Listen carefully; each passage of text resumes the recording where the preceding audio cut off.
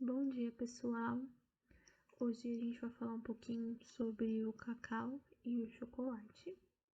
O meu grupo é composto pelo Fagner, pelo João, por mim e pelo Maurício. Mas afinal, o que é o chocolate? Segundo o dicionário brasileiro, o chocolate é um produto alimentício de cor marrom, sólido, pastoso ou em pó, que tem como matéria-prima o cacau. Aqui se podem ser adicionadas açúcares e certas substâncias aromáticas, podendo ser também um tablete ou um bombom preparado com esse produto e que pode ser mais ou menos amargo ou conter outros ingredientes. A árvore do cacau é chamada de cacaueiro ou, pelo nome científico, Theobroma cacau. E é cheio de misticismo essa questão do cacau, porque lá na literatura grega, o Theobroma significa alimento dos deuses. Então, o chocolate, né, o cacau, era considerado uma planta sagrada dos astecas.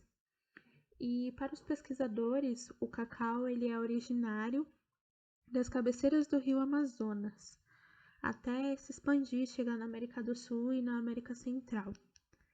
As sementes do cacau naquela época eram muito valiosas, e aí conferiam a elas o poder, né, de ser usadas como moeda de troca, e a bebida extraída desse fruto só podia ser tomada em taças de ouro, além de o cultivo ser acompanhado de várias cerimônias religiosas. A manteiga de cacau foi descoberta na metade do século XIX pelo holandês Conrad van Houten, através da extração da gordura do grão moído do cacau, ou seja, eles moíam o grão do cacau e extraíam a gordura desse grão. O cacau em pó, ele é obtido através da pasta de cacau e passa pelos processos de fermentação, secagem, torrefação, moagem e prensa para separar o cacau da manteiga de cacau.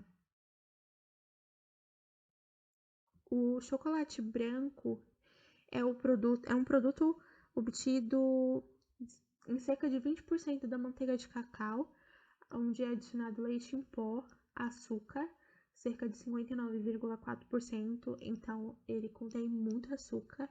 Se eu não me engano, é o tipo de chocolate que mais tem açúcar, lectina e essência de baunilha. E aí o produto pode apresentar recheio, cobertura, formato e consistências variáveis.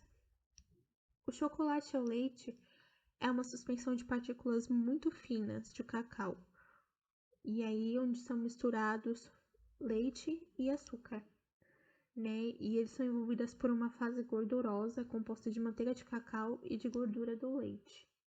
E ele é o tipo de cacau feito com a massa do cacau também. O chocolate amargo é conhecido que ele é o tipo de chocolate que tem o maior teor de cacau, cerca de 70%, e por isso ele também é chamado de dark chocolate, né? Então ele fica um chocolate com bastante cor. Ele é rico em triptofano, né? Que triptofano é quem produz a molécula de serotonina. Então, se você precisa produzir serotonina, coma chocolate amargo. Na composição centesimal dos alimentos, o valor nutricional está relacionado com a quantidade e tipos de proteínas, carboidratos, lipídios, vitaminas, minerais e outros constituintes. No caso do cacau, estamos falando da teobromina, e de outros alimentos como o café e o chá preto é a cafeína. A seguir, irei mostrar a composição nutricional básica de alguns derivados do cacau.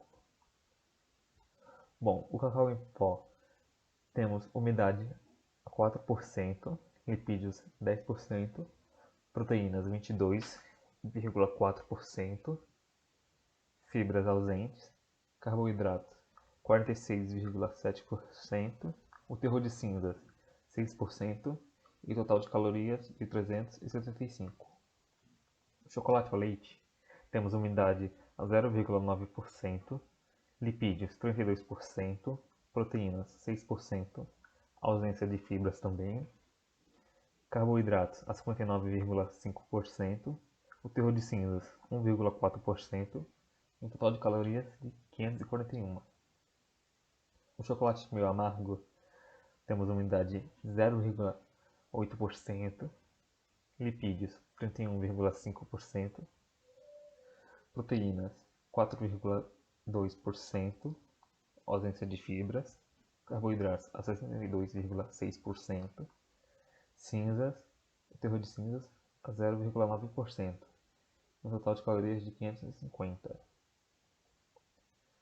No chocolate amargo, a umidade é 1%, lipídios a 37,1%, proteínas 8,4%, ausência de fibras, carboidratos a 47,5%, teor de cinzas 2,20% e calorias igual a 550. No chocolate branco, que não é chocolate, temos a umidade a 2,5%, lipídios 38%, proteínas 2,95%, ausência de fibras, carboidratos a 54,05%, teor de cinzas igual a 2,5% e um total de calorias de 539. Nos derivados de cacau citados anteriormente, vimos que nenhum possuía presença de fibras alimentares, pois os chocolates analisados eram, vamos assim dizer, puros. E aqui eu trouxe como exemplo dois tipos de chocolate ao leite que apresentam fibras em sua composição. O primeiro deles é o chocolate ao leite com castanha do Pará, que apresenta 2,5% de fibras, e o chocolate ao leite dietético, que apresenta 2,8%, de acordo com a Tabela Brasileira de Composição de Alimentos, do ano de 2011. E lembrando que estes valores nutricionais variam de acordo com a formulação do fabricante e devem seguir os valores exigidos pela legislação, como exemplo, o chocolate amargo, onde o teor de umidade de cinzas não deve ser superior a 3% e 2,5%, respectivamente. E como vimos anteriormente, que eu citei, o chocolate amargo analisado possuía 1% de teor de umidade e 2,2% de teor de cinzas. E agora eu vou falar sobre o processamento. De forma geral, o processamento do cacau se deve por uma sequência de processos que vão resultar na formação do cacau em pó, ou massa de cacau, a manteiga de cacau e, posteriormente, ao chocolate e seus diversos tipos ou formas que ele pode se encontrar. O processamento ele se baseia na coleta do cacau, a quebra do cacau, fermentação, secagem, quimiofermentação, torração, moagem, mistura, refinação, coating, segunda mistura, temperagem, enchimento e por fim a embalagem. Agora eu vou falar sobre cada um desses processos. Coleta e quebra do cacau. A coleta, o nome é autoexplicativo, ela se baseia na escolha do fruto do cacau, que preferencialmente deve conter cerca de 80% de umidade e 15% de monossacarídeos. Então vai ocorrer a quebra desse fruto. Ela é realizada manualmente, onde será separada as sementes da polpa. E as sementes elas serão armazenadas para uso futuro. Fermentação e secagem. Fermentação. O objetivo da fermentação é de livrar a semente de mucilagens e destruir o embrião a fim de evitar a germinação dessa semente. E a secagem, ela pode ocorrer de forma natural ou artificial. A natural dura cerca de 10 dias e é feita sob o sol. Só que se observa uma melhor qualidade no cacau quando se realiza dessa forma. A artificial dura cerca de 40 horas, ou seja, bem mais rápida. É executada em cilindros de rotação, mas se observa uma qualidade inferior do cacau. Quimiofermentação e torração da semente. A quimiofermentação ela tem como princípio a formação de aminoácidos e peptídeos devido à ação de enzimas existentes na semente, contribuindo para o aroma e qualidade do cacau. A torração tem como princípio a diminuição dos ácidos voláteis indesejados, a inativação de enzimas, desenvolvimento do aroma, a cor típica do chocolate e a perda de água a fim de evitar contaminações. Moagem e mistura. Moagem. As sementes são levadas a um triturador, sendo o resultado desse processo a formação de massa de cacau e a manteiga de cacau. Ou seja, aí nós já temos a formação de dois subprodutos muito importantes. E ocorre a primeira mistura.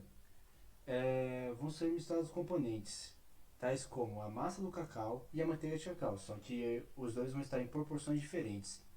Açúcar, leite em pó, emulsionante e gordura. Ou seja, nós já observamos aí o início assim, de um processo de formação do chocolate. Refinação e conching. Refinação. A mistura será esmagada em cilindros e peneirada, transformando-a em micropartículas. Ok? E o conching tem como objetivo diminuir a concentração de ácidos que ainda sobraram. E pode ser efetuada de forma úmida ou seca. A forma úmida do conching. Toda a manteiga de cacau que foi extraída, ela é adicionada nesse processo e a umidade final fica entre 0,60%. E de forma seca é quando somente uma parte da manteiga de cacau é adicionada e a umidade final é cerca de 0,15%. Segunda mistura e temperagem. Na segunda mistura é a fase após o conching. O chocolate é bombeado para tanques térmicos de mistura e lá serão adicionados os ativos permitidos. A gente pode citar exemplos antioxidantes, edulcorantes, dentre outros.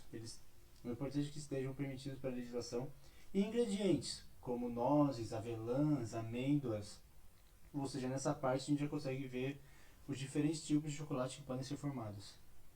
Depois ocorre a temperagem, que é o controle de temperatura da massa do chocolate, utilizando mesas vibratórias para retirar as bolhas de ar. Então temos o enchimento e embalagem. O enchimento é quando o chocolate é colocado em moldes, aí depende do molde, mas geralmente é em tabletes, né? E eles vão passar posteriormente por um túnel de refrigeração para eles ganharem um aspecto sólido. E por fim ocorre a embalagem e o produto está agora pronto para comercialização.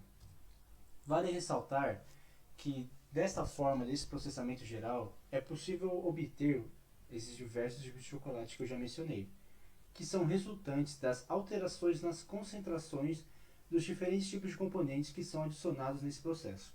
Vamos citar, por exemplo, chocolate ao leite, chocolate amargo e chocolate branco.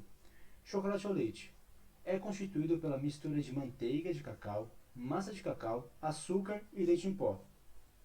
Chocolate amargo é feito com a massa de cacau e manteiga de cacau. Destaca-se pela cor mais escura, bem escura, e o sabor amargo, obviamente, devido ao pouco refinamento do chocolate e a redução do açúcar, ou seja, diferentes processos, o produto final vai ser diferente. E o chocolate branco é composto por manteiga de cacau, açúcar e leite, ou seja, pode-se observar que todos são diferentes e dependendo do processo você vai ganhar um produto diferenciado. Bom, falando agora da parte de benefícios da saúde do cacau e do chocolate, eu trago aqui um estudo do Schroeter de 2006, em que ele atesta que a epicatequina é o componente ativo do cacau responsável pelo efeito vascular. O trabalho do Williamson e do Manar, de 2005, diz que as catequinas são responsáveis pelo aumento da atividade antioxidante, diminuição do malonaldeído e peróxido lipídico no plasma e aumento da concentração de ascorbato no plasma. Também a diminuição do ferro não M e aumento da resistência do LDL colesterol à oxidação. Todos esses estudos que eu estou citando estão lá no trabalho escrito na bibliografia, tá? A gente sabe também que diversos processos biológicos no nosso organismo geram radicais livres, que a gente chama de espécies reativas de oxigênio, o ERO. Esses radicais livres, quando se encontram em excesso, podem provocar doenças como câncer, aterosclerose, injúria da mucosa gástrica e o envelhecimento mesmo. A prevenção desses efeitos das espécies reativas de oxigênio recomenda-se o consumo de alimentos com substâncias antioxidantes. Nesse caso, tem um estudo do Jacob Burri, de 96, em que eles dizem que alguns polifenóis como flavonol, quercetina e os flavonoides catequina e epicatequina, além de carotenoides da vitamina C e E, apresentam uma elevada atividade antioxidante. Tem também o estudo do Efraim, de 2011, em que ele reuniu diversos resultados de estudos in vitro sobre a diferença entre as substâncias de alimentos derivados de cacau e a ação antioxidante encontrada nelas. E aí ele montou essa tabela aqui, em que a gente vê aqui capacidade antioxidante de alguns alimentos e bebidas, o alimento em relação à sua capacidade de absorção de radicais de oxigênio. A gente vê aqui que em primeiro lugar vem o licor de cacau, bem acima, né? E aí em segundo lugar, mas já com uma diferença muito grande, tem o chocolate amargo e o chocolate ao leite em terceiro também, com uma diferença grande. A gente vê que conforme a concentração de cacau vai caindo, a ação antioxidante também vai caindo bem consideravelmente. Bom, também sobre os flavonoides presentes no cacau, o consumo de produtos de cacau com alto teor de flavonoides e de procianidinas diminui a tendência de agregação das plaquetas e, portanto, da formação de coágulos. Isso foi atestado no estudo do Quick-Uribe, de 2005. E na mesma linha, o Schnorr, de 2008, também avalia o efeito do consumo de bebida à base de cacau, como o licor de cacau, com alto teor de flavonoides, e ele constata uma melhoria da função vascular. Ele diz que essa melhoria se deu pela diminuição da atividade de uma enzima chamada arginase, que é responsável por diminuir os níveis de óxido nítrico da circulação em tecidos, o que está relacionado com diversas doenças inflamatórias. Bom, só dele também ter essa atividade de diminuição da agregação plaquetária, a gente também tem uma diminuição do risco de trombose também, né? Por fim, eu trago aqui o estudo do Osakabe, de 1998, em que ele fez um estudo em vivo.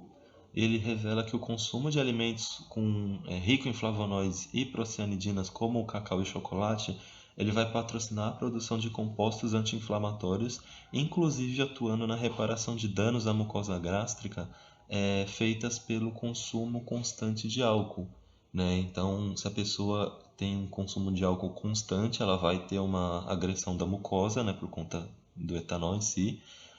E o consumo de um alimento com o cacau em alta concentração vai fazer um equilíbrio com isso, ele vai fazer uma reparação a isso. Então fica aí a dica aí, né? Bom, pessoal, esse foi o nosso trabalho.